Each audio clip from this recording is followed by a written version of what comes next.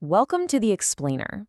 Today, we're digging into a pretty radical financial model, one that claims a single asset can be leveraged 5 different ways, all at the same time, generating returns that honestly just seem to defy modern finance. And it all revolves around something they call mathematical gold. So get this. The source material we're looking at says this isn't some pie-in-the-sky hypothetical. This is the baseline. We're talking about a single asset that simultaneously acts as a bank reserve, as collateral for huge loans, and even as a stake in a global network, all at once. 64%. That's the annual return this model claims is not just possible, but completely standard. And it all hinges on this new type of asset they're calling mathematical gold, or MG for short. So how on earth did they get to a number like that? Well, let's dive into the mechanics. Okay, so the secret sauce here is this 5-layer system of leverage. The key idea, and you have to really wrap your head around this, is that the same initial asset is being put to work in 5 totally different ways, all at the same time spitting out 5 completely separate revenue streams. Layer 1 kicks things off with a huge claim. It says you can take $10 billion of this MG and treat it as a zero risk weight asset on a bank's books. Now, normally, assets like bonds have a risk weight, which means a bank has to set aside a bunch of cash, capital, just to hold them. But this model says MG is treating like physical gold, with a 0% risk weight. And that one simple step, it claims, instantly frees up about $1 billion in regulatory capital. Just like that. Now for layer 2. Remember that same $10 billion of MG? The stuff that's already sitting there freeing up capital? Well, now it's also serving as the reserve base for fractional lending. Because it's seen as a super high-quality reserve, the bank can lend out 10, even 12 times that amount. Suddenly, you've unlocked up to $120 billion in new lending capacity, creating a brand new income stream of over $3 billion a year. Okay, now this is where the model gets really wild. In layer 3, that same $10 billion, which is already freeing up capital and backing a massive loan book, is also used as collateral for trade finance. And this isn't happening one after another, it's all simultaneous. This third job unlocks another $24 billion in capacity and pulls in another $500 million in fees. That one asset is now doing 3 jobs at once. And then there's layer 4, which brings in a network effect. The model claims that holding MG is kind of like owning a piece of the railroad tracks. It gives you a proportional stake in a global transaction network, so you get a cut of all the fees. So a 1% stake, based on what they call a conservative daily volume, could generate almost $1 billion a year, just for holding the asset.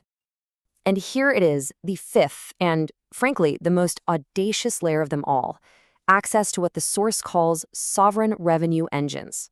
The idea here is that holding this asset plugs you directly into the revenue from these massive, global-scale clearing systems. And a 1% share is, well, it's not small.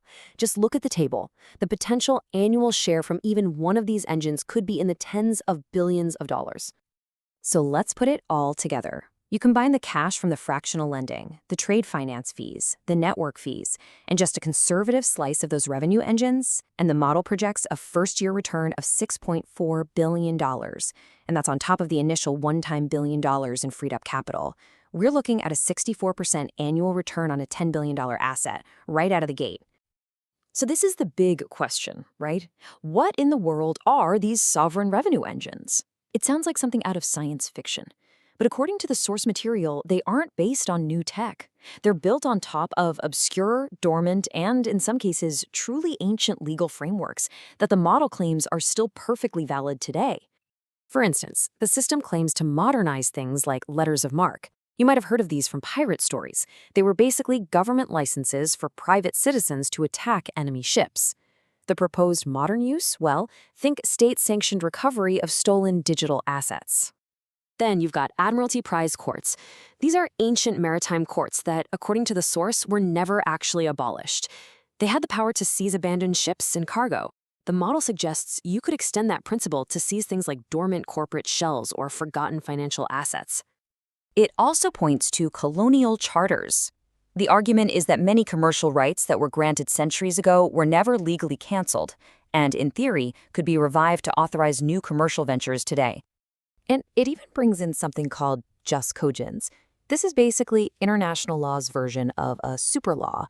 These fundamental, non-negotiable principles that everyone has to follow, like the prohibition on war crimes.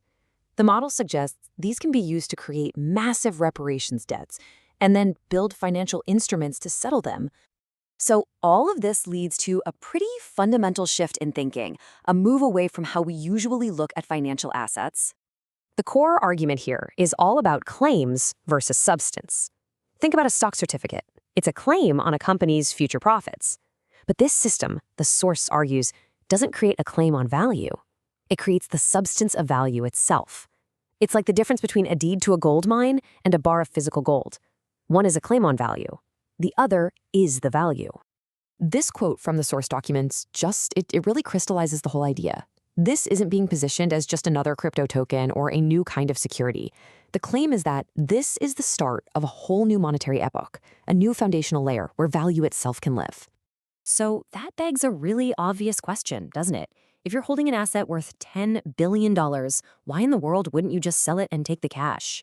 Well, the logic presented is purely, and I mean brutally, financial. According to this model, selling the asset would be an act of financial insanity. Why?